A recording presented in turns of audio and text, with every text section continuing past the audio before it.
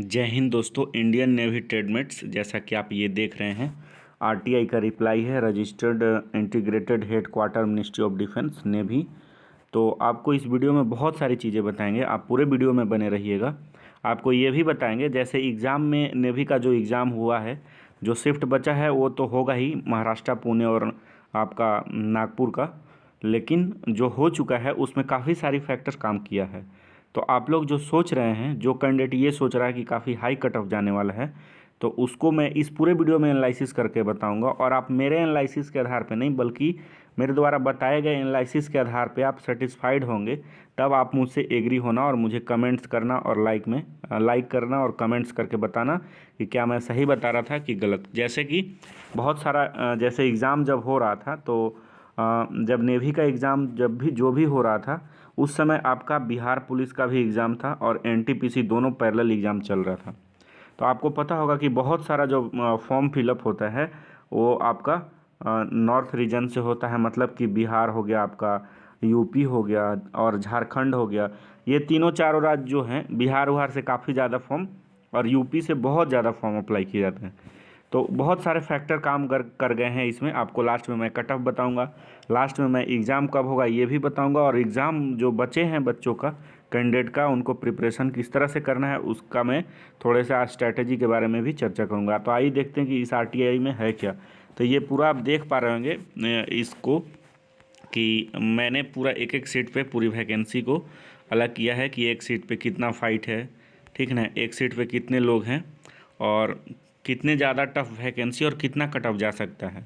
अब तो आगे इसमें हम लोग जब देखेंगे तो आप देख पा रहे होंगे ये फाइल किया गया था और 9 अप्रैल को ये रिप्लाई है और नेवी हेडक्वार्टर से रिप्लाई आया है। तो इसमें नीचे जब हम लोग देखेंगे तो information under right to information act 2005, दोस्तों ये एज ए क्वेश्चन के रूप में आप लोग याद कर लीजिएगा। आरटीआई पूछता है कि आरटीआई एक्ट जो है कब आया था, तो आरटीआई एक्ट जो है कि 2005 में आया था, ठीक है। और एक पूछता है RTE right to education act कब आया था, तो आप मुझे कमेंट सेक्शन में ये बताएं कि राइट टू एजुकेशन कब आया था। तो हम लोग यहाँ पे देखते हैं, जैसा आप देख पा रहे होंगे, dear applicant please refers to your RTI application, ठीक है, dated 22 March 2021, seeking information under RTI act 2005। ये 22 मार्च को लगाया गया था और 9 अप्रैल को नेवी के द्वारा इन्फॉर्मेशन दे दिया गया, आरटीआई के तहत रिप्लाई दे दिया गया। काफ़ी क्विक रिस्पांस मिला। हालांकि ये बहुत सारे बच्चे ने लगाया है और सबको रिप्लाई मिला है। तो पहला जो इनका क्वायरी था ये था कि total number of form fill up category wise in TMM, trademate man. तो एज फ्लोइंग आप देख पा रहे होंगे, UR का जो है आपका 24,573। मुझे लगता है ये पहला वैकेंसी मैं देख रहा हूँ जिसमें कि UR का सबसे कम फॉर्म फिलअप किया गया है। तो इसमें क्या होगा दोस्तों, ये मतलब OBC, ST, SC ये लोग का मतलब सिलेक्शन होने का ज़्यादा चांस है UR का, क्योंकि आपको पता होगा as reservation and as for Indian constitution आपका जो है UR का कट ऑफ सबसे ज़्यादा होता है, और आपको OBC का कट ऑफ, ST SC का कट ऑफ UR से कम नहीं हो सकता। वो रेयर केस में होता है कभी कभी, लेकिन यहाँ पे कम नहीं हो सकता है। होगा क्या, UR का कट ऑफ कम ही जाएगा, लेकिन इसमें OBC कैंडिडेट चले जाएंगे, ST SC चले जाएंगे इसमें।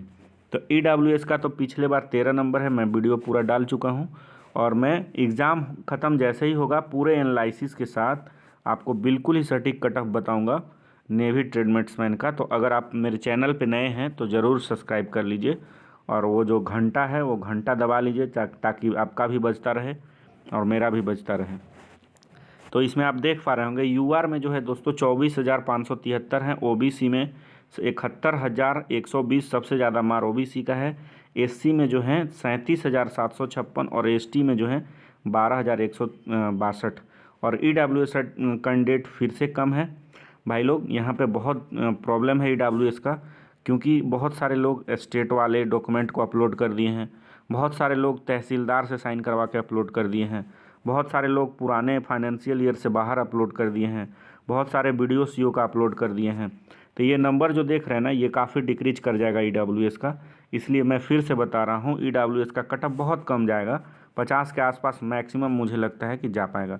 अब आइए नीचे देखते हैं। If you are not satisfied with the decision of CPIO navy you may be appeal to the first appellate authority within 30 day of the receipt of this letter at the following address. ये बोल रहा है कि भैया अगर हमसे satisfy नहीं है ना तो RTI आपको आगे बढ़ाइए, तब वहाँ पे आपको सेटिस्फैक्शन मिलेगा। ये एड्रेस दे दिया है कि आप वहाँ पे लगाइए अगर हमसे आप संतुष्ट नहीं हैं। तो दोस्तों नेवी से तो हम लोग संतुष्ट रहेंगे ही, क्योंकि बहुत प्यारा डिपार्टमेंट है और जॉब प्रोफाइल काफ़ी अच्छा है। आपको यहाँ जॉब मिलता है तो पहला बात तो है कि गर्व का बात होता है कि आप देश को सेवा दे रहे हैं, वो भी नेवी में, और दूसरा बहुत ज़्यादा खुशी का बात होता है। तो आइए नीचे हम लोग थोड़ा सा एनालिसिस देखते हैं इसका। तो इसमें हम लोग देखेंगे, देखिए टोटल जो फॉर्म था आपका दोस्तों 1159 था, जो फॉर्म फिलअप किया गया UR का 24,573 था। ठीक है, नंबर ऑफ़ वैकेंसीज जो था आपका, देखिए मैंने बहुत अच्छे तरीके से एनालिसिस किया है। मैं कट ऑफ आपको बाद में बताऊंगा, जब एग्ज़ाम हो जाएंगे बिल्कुल सटीक कट ऑफ बताऊंगा, लेकिन इसमें एनालिसिस को आप पूरा देखिए। नंबर ऑफ़ वैकेंसी जो था ये देखिए टोटल UR का है, ये नंबर ऑफ़ वैकेंसी। ठीक है, 303 जो है ईस्टर्न जोन में था, 133 UR का सिर्फ बता रहे हैं वेस्टर्न जोन में। और आपका जो है सॉरी जो इसमें था हाँ सही है, ये 303 ईस्टर्न जोन, 133 वेस्टर्न जोन और 57 जो है आपका साउथ में था। तो UR का टोटल जो होता है 493 होता है। ठीक है, अब इसमें आप देखेंगे तो प्रीवियस कट ऑफ जो है UR का 79 गया था, और आपका OBC का, ये मैं कट ऑफ प्रीवियस वाला RTI वाला दिखा रहा हूँ आपको, 75 गया था, और SC का 68, और ST का जो है आपका EWS का जो है 13 नंबर गया था। तो आइए एक पोस्ट एनालिसिस देखते हैं। तो आप लोग को यहाँ पे ये पता चला होगा कि UR का टोटल वैकेंसी जो है 493 है। अगर आप SC का बात करेंगे तो 180 है, जबकि SC में भी काफ़ी अच्छा खासा कंपटीशन है। हालांकि ये लोग UR का जब कट ऑफ क्वालिफाई करेंगे तो ये लोग UR में चले जाएंगे। OBC का 283 जो कि जो फॉर्म फिलअप हुआ है उसके रेस्पेक्ट में बहुत कम है, 71,000 समथिंग है। और आप यहाँ पे देख पा रहे होंगे जो EWS का वैकेंसी है वो 115 है, और ST का 83 है, ST का भी कम है। तो आपको बताते हैं पर सीट कितना कंपटीशन हो रहा है आपको। तो इसमें हम लोग जब देखेंगे, जब हम लोग कंपेरिजन करेंगे इसका, तो UR का जो है 24,573 अपॉन 493 टोटल वैकेंसी था, और 24,573 जो है आपका क्या था टोटल नंबर ऑफ़ कैंडिडेट है जो कि बैठे हैं। तो इसमें जो है दोस्तों एक पोस्ट पे ज़्यादा नहीं, मतलब 50 के आसपास बच्चे बैठे हैं। मतलब अगर एक सीट है तो 50 लड़के बैठे हैं, इसी 50 में से कोई एक सेलेक्ट होंगे। हालांकि इसमें और OBC ST SC भी घुसेंगे UR का कट ऑफ क्वालिफाई करने के बाद। OBC जो है 71,120 है, और 287 इसका पूरा तीनों जोन मिला के आपका टोटल वैकेंसी 287 है। जहाँ पे आपका जनरल का जो है 50 का आसपास कट फाइट था, वहाँ पे इसमें 250 है, तो बहुत ज़्यादा है। और SC का 37,756, 180 टोटल सीट है तीनों जोन मिला के, और 209 ST का यहाँ पे एक सीट पे फाइट है। SC का है, और ST का आप जब देखेंगे यहाँ पे तो ST का 12,162 कैंडिडेट ने फॉर्म फिलअप किया है, और 83 भरा है। जब आप डिवाइड करेंगे तो एक सीट पे यहाँ पे 146 जो है कि अप्लीकेंट हैं, जो कैंडिडेट हैं जो एग्ज़ाम में बैठेंगे। EWS का जो है 3793, 115।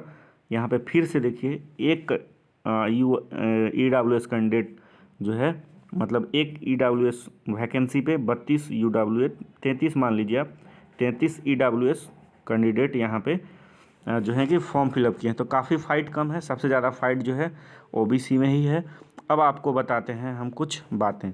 अब बातें ये समझ लीजिए, जैसा कि आप यहाँ पे थोड़ा सा आ जाइए यहाँ पे, तो देखिए आप इसमें जो है NTPC का भी एग्ज़ाम चल रहा था उस समय, और आपका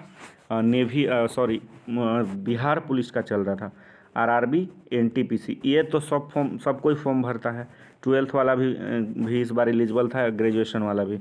पहले 12th का इसमें नहीं होता था एनटीपीसी में, उसका अलग टीसीसीसी का वैकेंसी आता था। दूसरी बात है कि बिहार पुलिस का भी जो है एग्ज़ाम इसी समय हो रहा था। तो ये बहुत सारे कैंडिडेट ऐसे हैं जिनका, अगर आपको ये नहीं लगता है कि जिनका आरआरबी एनटीपीसी में अच्छा खासा प्रिपरेशन होगा, तो वो 4200 ग्रेड पे का जॉब और स्टेशन मास्टर का जॉब छोड़ के ये ट्रेडमेट्स मैन में क्यों आना चाहेंगे। तो काफ़ी ज़्यादा बच्चा जो है यहाँ, काफ़ी ज़्यादा बहुत सारे कैंडिडेट्स जो हैं एग्ज़ाम में एब्सेंट हुए होंगे, जिनका सेम डे बिहार पुलिस का एग्ज़ाम होगा, सेम डे आरआरबी एनटीपीसी का होगा। तो ये जो नंबर आप देख रहे हैं ना, आप इसमें कम से कम तो 30% घटा दीजिए। ऐसे भी प्रेजेंटेशन बहुत ज़्यादा नहीं था, मैं भी एग्ज़ाम सेंटर पे गया था तो बहुत ज़्यादा प्रेजेंटेशन वहाँ पे नहीं था। जो अटेंडेंस था वो कम था, 70% आप अटेंडेंस मान लीजिए मिनिमम, 60 to 70%। तो 70% इन सब नंबर का निकाल दीजिए तो काफ़ी कम बच्चे हो जा रहे हैं आपका। तो इस तरह से आपको कैसा एनालिसिस लगा ज़रूर बताइए।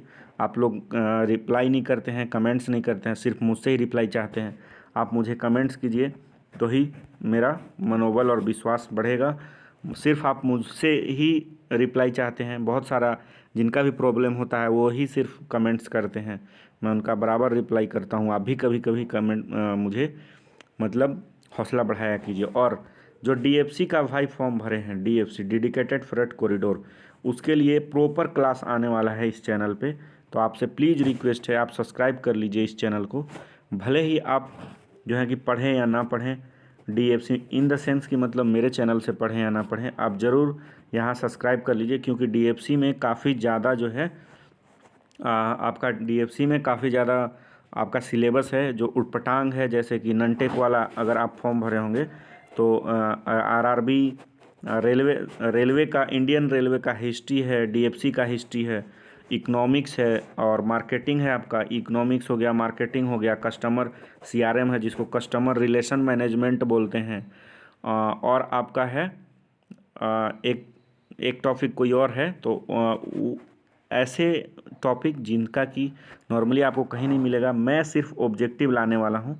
अगर बच्चों का, अगर कैंडिडेट का अगर कमेंट्स आता है तो ही सब्जेक्टिव लाऊंगा। तो आप ज़रूर चैनल को सब्सक्राइब करिए ताकि आपको आगे अपडेट मिलता रहे। नेवी के अपडेट्स के लिए ज़रूर सब्सक्राइब करिएगा, काहे कि क्योंकि बिना सब्सक्राइब किए हुए आपको नोटिफिकेशन नहीं मिलेगा। और नेवी का जब तक ज्वाइनिंग नहीं हो जाता है तब तक मैं अपडेट देता रहूँगा, चाहे आरटीआई के थ्रू हो, कॉल के थ्रू हो, जैसे भी मैं इंक्वायरी करके आपको अपडेट देता रहूँगा। तो इस चैनल में इतना ही, धन्यवाद। ज़रूर लाइक एंड सब्सक्राइब कीजिए और कमेंट करके ज़रूर बताइए हमारा एनालिसिस कैसा लगा। धन्यवाद।